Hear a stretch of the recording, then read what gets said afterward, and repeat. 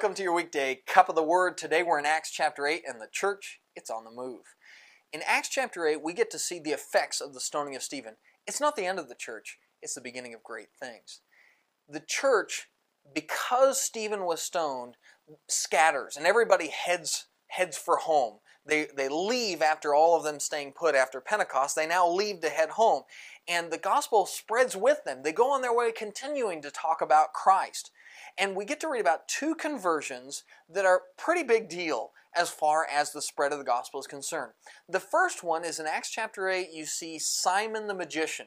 Now Simon, the interesting thing about his conversion is, one, he was in Samaria. We're now converting Samaritans to Christianity. Samaritans were a group of people who Jews didn't want to have anything to do with. But here is the church growing and planting itself right within the heart of the Samaritan land.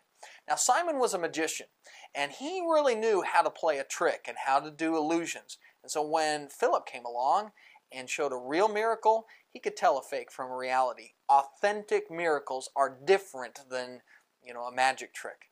He's converted, and the only thing that we see that's probably a little bit of a negative on that is with the amount he was impressed with the miracles, there was also a little bit of bitterness in his heart that he couldn't do that sort of thing. And so when Peter and John show up and he sees that they can give people these spiritual gifts, he tries to buy it with money. And Peter, he gives them pretty good tongue lashing that you need to have a humble heart. It's not about the miracles.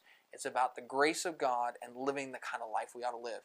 Now, after that conversion, we're going to follow Philip again, and Philip's going to go on the road, and he's going to run into a man who's an Ethiopian eunuch. He's from Ethiopia. He is a treasurer for the queen of Ethiopia. He's on a chariot back from Jerusalem, and he has a humble heart.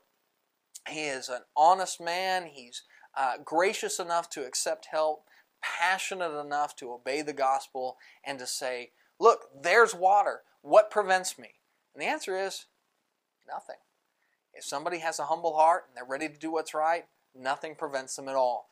And so here we see two conversions. Simon the magician in the heart of Samaria, and the Ethiopian eunuch who went on his way all the way to Ethiopia, bringing with him the message of Christ. That's the gospel on the move to the ends of the earth. And that is your daily cup. We'll see you tomorrow.